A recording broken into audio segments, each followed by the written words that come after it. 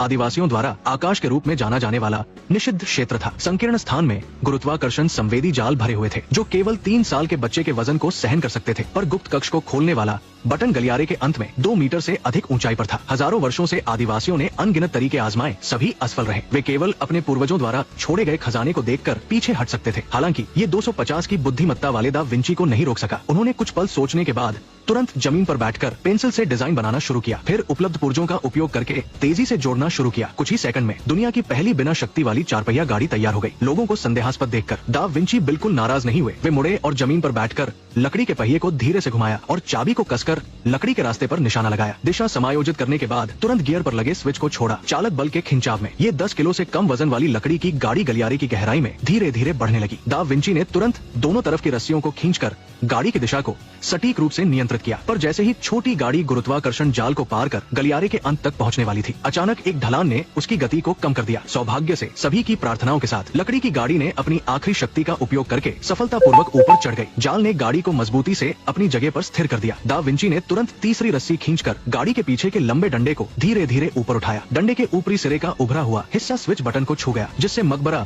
सफलतापूर्वक खुल गया। हालांकि उत्साह के बीच लोगों ने थोड़ी समझदारी बरकरार रखी। उन्हें डर था कि वे लामा जैसा ही हश्र न झेले, लेकिन सौभाग्य से इस समय गुरुत्वाकर्षण जाल पूरी तरह से बंद हो चुके थे। दा विंची ने तब राहत की सांस ली और गलियारे के अंत की ओर बढ़े। हालांकि गुप्त कक्ष में प्रवेश करने के बाद कल्पना किया गया खजाना वहां नहीं था। उनके सामने एक अथाह गहरी खाई और केवल 8 सेंटीमीटर चौड़ा एक प्राचीन पत्थर का पुल था। दूसरे द्वार पर सैकड़ों तालों के छेद देखकर दा विंची को पता था कि आकाश की परीक्षा इतनी सरल नहीं होगी, इसलिए उन्होंने अपने साथी से मशाल लेकर खाई की गहराई का अनुमान लगाने की कोशिश की, लेकिन अंधेरा पूरी तरह से रोशनी को निकल गया। लोगों को मशाल के गिरने की आवाज तक नहीं सुनाई दी। इसका मतलब था कि नीचे गिरने का मतलब निश्चित मृत्यु था। लेकिन मकबरे में खजाने को खोजने के लिए दा विंची ने हिम्मत जुटाकर सबसे पहले पत्थर के पुल पर कदम रखा, क्योंकि सैकड़ों ताले थे। हमें कैसे पता कि सही छेद कौन सा है? ये सवाल मैं अक्सर खुद से पूछता हूँ। आदिवासी रानी ने तुरंत अपनी पैतृक चाबी निकालकर दा विंची को दी। उन्हें अपनी तीव्र निर्णय क्षमता से सही जवाब खोजने को कहा, लेकिन जैसे ही दा विंची ने बीच में एक ताले का छेद चुना और चाबी डालकर हल्के से घुमाया, उनके पैरों के नीचे का पत्थर अचानक हिलने लगा, तेजी से वापस होने लगा। स्पष्ट था कि उन्होंने गलत ताला चुना था, जिसके कारण एक साथी अथाह खाई में गिर गया। संकट के क्षण में आदिवासी रानी को अपने पैतृक खजाने की चिंता हुई। उन्होंने चाबी खींचकर वापस कूद लिया। सौभाग्य से दा विंची के सच्चे अनुरोध पर वो फिर से उन पर भरोसा करने को तैयार हुई। कुछ सोचने के बाद उन्होंने चाबी वापस फेंक दी। पत्थर का पुल लगातार सिकुड़ रहा था। जरा सी चूक और जान चली जाती। दा विंची ने खुद को शांत रखने की पूरी कोशिश की। जल्द ही उन्होंने देखा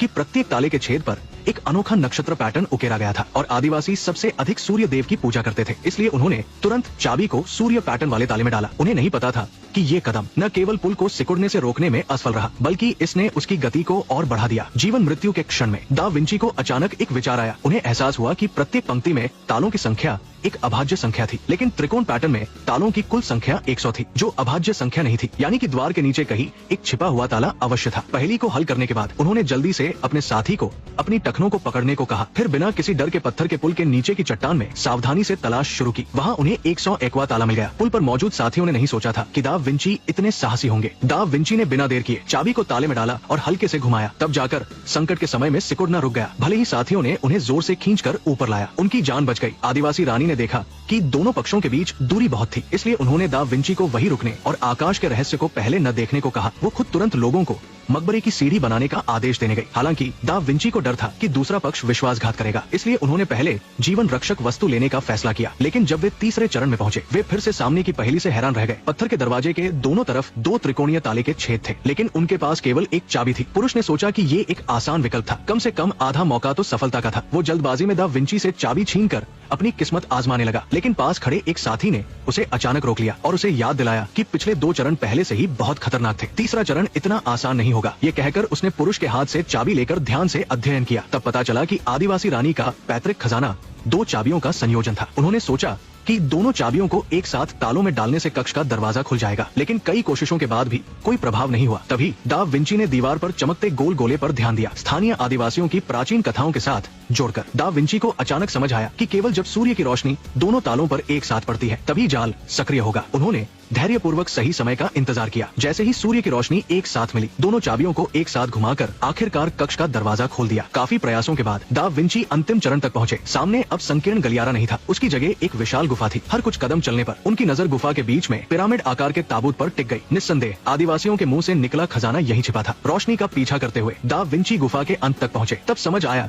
कि इस स्थान को आदिवासी आकाश क्यों कहते थे, क्योंकि पूरा मकबरा चट्टानों की खड़ी दीवारों पर बनाया गया था और उनके पैरों के नीचे बादलों से घिरी अथाह गहराई थी। कानों में तेज हवा की आवाज सुनाई दी। दा विंची को अचानक एक विचार आया। उन्होंने आदिवासियों के विश्वासघात को रोकने का तरीका सोच लिया। उन्होंने अपनी पहले बनाई डिजाइन निकाली और अपने 2 साथियों को उपलब्ध सामग्री से रस्सी और कपड़े को जोड़कर छाता पैक बनाने को कहा। खुद अपने साथी के साथ ताबूत के पास गए और अंतिम पहेली को हल करने लगे। ताबूत के ऊपर 2 खांचे थे और जमीन पर 9 चुंबकीय गोलियां बिखरी थी। असफलता मिली। महत्वपूर्ण क्षण में दा विंची को अचानक आकाश में प्रवेश करने से पहले का एक सपना याद आया। सपने में उन्होंने मोनालिसा की तस्वीर देखी थी और तस्वीर की पृष्ठभूमि में 2 अंक 7 और 2 छिपे थे। उनका जोड़ ठीक 9 था, इसलिए दा विंची ने संकेत के अनुसार दोनों तरफ चुंबकीय गोलियों की संख्या समायोजित की। कुछ ही क्षणों बाद ताबूत का जाल सफलतापूर्वक हल हो गया, लेकिन उन्हें ये नहीं पता था कि अंदर का खजाना एक बोलने वाला तांबे का मानव था। जब दा विंची हैरान थे, आदिवासी रानी अचानक अपने साथियों के साथ हमला करने आई। कहने लगी कि उसे हर हाल में पैतृक खजाना वापस चाहिए। स्थिति खतरनाक देखकर दा विंची ने तांबे के मानव को लेकर अपने साथी को अपनी खोज का उपयोग करने का तरीका बताया। फिर वहाँ से भागने की तैयारी करने लगे। कृपया मैं अपने लोगों के लिए किताब ले जाऊंगा। कृपया वो किताब नहीं थी। दा विंची के कूदते ही बुना हुआ कपड़ा